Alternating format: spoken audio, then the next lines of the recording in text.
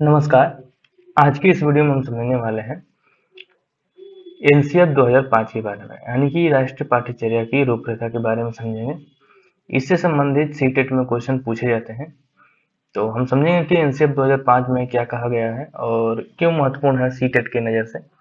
ठीक है, तो चलिए वीडियो को स्टार्ट करते हैं, समझते हैं एनसीईआरटी 2005 के मुख्य सिद्धांत क्या क्या है, इसको देखेंगे। ठीक है, उसको देखने से पहले हम समझ लेते हैं कि एनसीईआरटी का फुल फॉर्म क्या होता है। ठीक है, तो एनसीईआरटी का फुल फॉर्म होता है नेशनल करिकुलम फ्रेमवर्क। ठीक है, यानी कि राष्ट्रीय पाठ्यचर्या का रूपरेखा। ठीक है, तो चलिए इसको समझ लेते हैं। ठीक है, तो एनसीईआरटी 2005 में कहा गया है, क्या कहा गया है, इसका मुख्य सिद्धांत क्या है, इसको देख लेते हैं। ठीक है, तो इसमें पहला है ज्ञान को स्कूल के बाहरी जीवन से जोड़ना। ठीक है, यानी कि एनसीईआरटी 2005 में जो इसका मुख्य सिद्धांत है उसमें कहा गया है कि जो ज्ञान है उसको स्कूल के बाहरी जीवन से जोड़ना है। ठीक है, इसमें क्या कहा गया है देख लेते हैं। तो इसमें कहा गया है कि किताबी ज्ञान को वास्तविक दुनिया के अनुभव से जोड़ा जाना चाहिए ताकि बच्चे आसानी से सीख सके और समझ सके। ठीक है, यानी कि एनसीईआरटी 2005 में कहा गया है कि जो भी बच्चों को हम पढ़ा रहे हैं वो उसके वास्तविक जीवन से होना चाहिए और किताबी दुनिया से थोड़ा वास्तविक दुनिया से जुड़ा होना चाहिए। ठीक है, यानी कि जो ज्ञान हम दे रहे हैं वो स्कूल के बाहर भी होना चाहिए, जैसे आसपास के माहौल से भी उसको अटैच होना चाहिए बच्चे को, ताकि समझ सके कि दुनिया में क्या होता है क्या नहीं होता है। ठीक है, तो ये है एनसीईआरटी 2005 के सिद्धांत, यानी कि ज्ञान को जो है स्कूल के बाहरी जीवन से जोड़ना है ताकि बच्चे उससे अनुभव करके चीजों को सीख सके, आसानी से समझ सके। ठीक है, जब बच्चों को हम किसी अनुभव को या बाहरी दुनिया से जोड़ के हम बच्चों को समझाएंगे कोई बात, तो बच्चे उसको आसानी से समझ सकेंगे और आसानी से किसी चीज को सीख पाएंगे। ठीक है, इसके बाद दूसरा है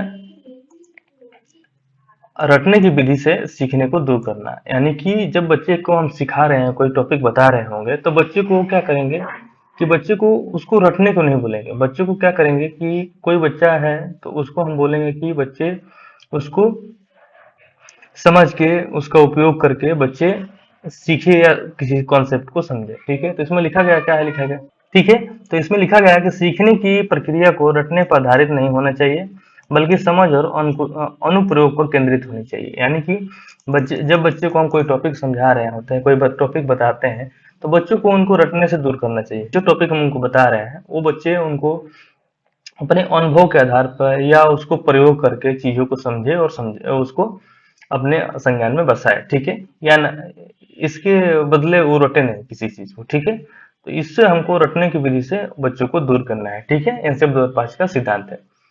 इसके बाद अगला है दूसरा, पाठ्यक्रम को पाठ्य पुस्तक से परे समृद्ध करना। यानी कि पाठ्यक्रम केवल पुस्तकों को तक सीमित नहीं होना चाहिए बल्कि बच्चे को समग्र विकास के लिए विविध गतिविधियों और अनुभवों को शामिल करना चाहिए। ठीक है, यानी कि जब हम पाठ्यक्रम तैयार कर रहे हैं तो पाठ्यक्रम में केवल पाठ्य पुस्तक से संबंधित चीजों तक सीमित नहीं करना चाहिए। बच्चे को उसके समग्र विकास की नजर से बच्चे को अनेक उसमें गतिविधियां अनुभव शामिल करना चाहिए ताकि बच्चे उनसे जोड़ सके अपने को आपको और अच्छी से किसी कंसेप्ट को समझ सके। ठीक है, तो पाठ्यक्रम में केवल पाठ्य पुस्तक तक वो बच्चे को सीमित नहीं रखना चाहिए, उससे संबंधित उसके जो समग्र विकास के लिए काम करना चाहिए ताकि बच्चे उनको अनुभव से जोड़ सके और अच्छी तरीके से सीख सके। ठीक है, इसके बाद अगला है परीक्षाओं को अधिक लचीला बनाना और कक्षा के जीवन के साथ एकीकृत करना है।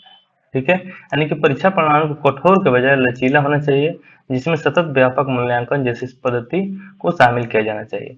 यानी कि जो परीक्षा है उसको ज्यादा कठोर ना बना के उसको लचीला बनाया जाए। ठीक है, ठीक है, क्योंकि जब परीक्षा कठोर होगी तो बच्चे को प्रेशर होगा, प्रेशर से मुक्त करके हमको बच्चों को कोई भी चीज सिखाना है। ठीक है, उनमें सतत व्यापक मूल्यांकन करना है।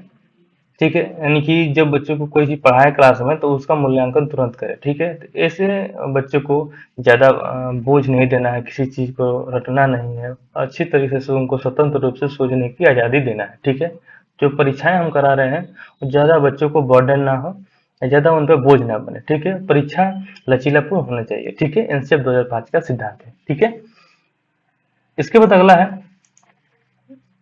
अगला है लोकतांत्रिक राज्य व्यवस्था के भीतर बच्चे की राष्ट्र चेतनाओं के प्रति पहचान। यानी कि इसमें कहा गया है कि यह सुनिश्चित करना कि बच्चे देश की लोकतांत्रिक प्रक्रिया में सक्रिय रूप से भाग लेने के लिए जागरूक हो, जिम्मेदार नागरिक बने। ठीक है, यानी कि जब हम बच्चे को कोई चीजें पढ़ा रहे हैं, बच्चों को कोई चीजें समझा रहे हैं, तो इस शिक्षक का दायित्व होता है कि बच्चों को लोकतांत्रिक राज्य व्यवस्था में ये उनको सुनिश्चित कराएं कि बच्चे की क्या जिम्मेवारियां हैं देश में, बच्चे को कैसे रहना है देश में, बच्चे को किन भाषा का प्रयोग करना है। ये बच्चे को जिम्मेदार बनाता है एक लोकतांत्रिक राज्य की व्यवस्था को स्थापित करने के लिए। यानी कि कोई बच्चा है रोड पर चल रहा है, या कोई बच्चा किसी सामान या वस्तु को खा रहा है, और जो उसका रैपर है उसको कहाँ डालना चाहिए, डस्टबिन में डालना चाहिए। कोई बूढ़ा व्यक्ति है जो रोड को क्रॉस कर रहा है, रोड को क्रॉस नहीं कर पा रहा है, और तो बच्चों को हेल्प करके उसको रोड को क्रॉस करवाना चाहिए। ये जो चीजें हैं उनको, ये चीजें बच्चों में होनी चाहिए। ठीक है, जिससे बच्चे में लोकतंत्र राज्य व्यवस्था के भीतर उनके अंदर राष्ट्रीय चिंता के प्रति पहचान बन सके। ठीक है, इसके बाद अगला है दूसरा, शिक्षक की भूमिका। शिक्षक की भूमिका क्या होनी चाहिए? तो शिक्षक की भूमिका एक सुविधादाता यानी कि फैसिलिटेटर की होनी चाहिए। ठीक है, जो बच्चों को ज्ञान का निर्माण करने में मदद करने के लिए सहायक और महत्वपूर्ण सीखने का माहौल बनाता है। यानी कि इनसे 2005 में कहा गया है कि जो शिक्षक की भूमिका है वो सुविधादाता के रूप में है, यानी कि फैसिलिटेटर के रूप में है, यानी कि बच्चों को सुविधा देने के रूप में है। जैसे बच्चे कोई गणित का कंसेप्ट हल कर रहा है, या किसी दो अंकों को जोड़ रहा है, तो दो अंकों को जोड़ने में जो टीचर का भूमिका होती है वो उनको बताता है कि किस तरीके से जोड़ना है, वही फैसिलिटेटर या सुविधादाता कहलाता है। ठीक है, यानी कि बच्चे को जोड़ने या उसको समझाने के प्रति उसके जो हेल्प होता है वही सुविधादाता कहलाता है। ठीक है, तो एनसीएफ 2005 में शिक्षक की भूमिका सुविधादाता यानी फैसिलिटेटर के रूप में होनी चाहिए। ठीक है, और मैत्रीपूर्ण होना चाहिए, यानी कि मतलब बच्चों से जुड़ा होना चाहिए दोस्ती की तरह, कि बच्चे उनसे आपस में अपनी बातों को शेयर कर सके। ठीक है, इसके बाद अगला है एनसीएफ 2005 के अनुसार शिक्षण और अधिगम कैसी होनी चाहिए, उसको देख लेते हैं। तो एनसीएफ 2005 में बाल केंद्रित शिक्षा होनी चाहिए, यानी कि एनसीएफ बाल केंद्रित दृष्टिकोण पर जोर देता है, जिसका अर्थ है कि शिक्षा बच्चों की जरूरतों, रुचियों और क्षमताओं के इर्द गिर्द घूमनी चाहिए। ठीक है, यानी कि एनसीएफ 2005 के अनुसार जो शिक्षा में अधिगम बनाया गया है वो बाल केंद्रित शिक्षा होना चाहिए, यानी कि बच्चों के इर्द गिर्द शिक्षा होनी चाहिए। यानी कि जो विषय या जो हम टॉपिक पढ़ाने जा रहे हैं वो बच्चों को अच्छी तरीके से समझ में आए, जो हमको उनका सिलेबस तैयार करना है वो बच्चों के अनुसार होना चाहिए, उनके समझ के अनुसार होना चाहिए, यानी बच्चों को केंद्र में मानकर हर चीजें किया जाना चाहिए। ठीक है, जिसे हम बाल केंद्रित शिक्षा कहते हैं। ठीक है, इसके बाद दूसरा है शारीरिक विकास, यानी कि शारीरिक फिटनेस और विकास को महत्व दिया गया है, जिसमें खेल, योग और अन्य शारीरिक गतिविधियां शामिल है। ठीक है, यानी कि इन सब 2005 में शारीरिक विकास पर भी जोर दिया गया है, जिसमें शारीरिक फिटनेस या उसके विकास के लिए जिसमें खेल, योग, अन्य शारीरिक गतिविधियां होनी चाहिए। ठीक है, जिससे बच्चे का मानसिक और शारीरिक विकास हो सके। ठीक है, इसके बाद अगला है समावेशी शिक्षा। समावेशी शिक्षा क्या है कि एनसीएफ समावेशी पाठ्यक्रम की आवश्यकताओं पर बल देता है, ताकि विविधतापूर्ण शिक्षार्थियों को जरूरत को पूरा किया जा सके और सभी बच्चों को समान रूप से कक्षा में भाग लिया जा सके। यानी कि समावेशी शिक्षा का उद्देश्य क्या है कि जो भी बच्चे हैं जिसके पढ़ने में कमजोर, या जो दिव्यांग है, या उनको पढ़ने में थोड़ा कठिनाइयाँ होती हैं, इन बच्चों को एक जगह समाहित करके उनको शिक्षा दिया जाए, ताकि सभी बच्चों को एक समान रूप से एक क्लास में अपने आप को दूसरे से असहज महसूस ना कर सके और शिक्षा को ग्रहण कर सके। ठीक है, तो ये समावेशी शिक्षा के उद्देश्य थे। ठीक है, इसके बाद अगला है तनाव मुक्त वातावरण, यानी एनसीएफ का उद्देश्य है कि एक आनंद और तनाव मुक्त शिक्षण वातावरण को बढ़ावा दिया जाए। यानी कि एनसीएफ का मुख्य उद्देश्य क्या है कि जो बच्चे पर बर्डन हम दे रहे हैं उसको कम करना है, बच्चों को बर्डन नहीं देना है, तनाव मुक्त किसी चीज को सिखाना या समझाना है, जिससे बच्चे स्वतंत्र रूप से सीख सकें, उसको समझ सकें, उस पर प्रेशर ना पड़े। ठीक है, इसके बाद अगला है भाषा और गणित।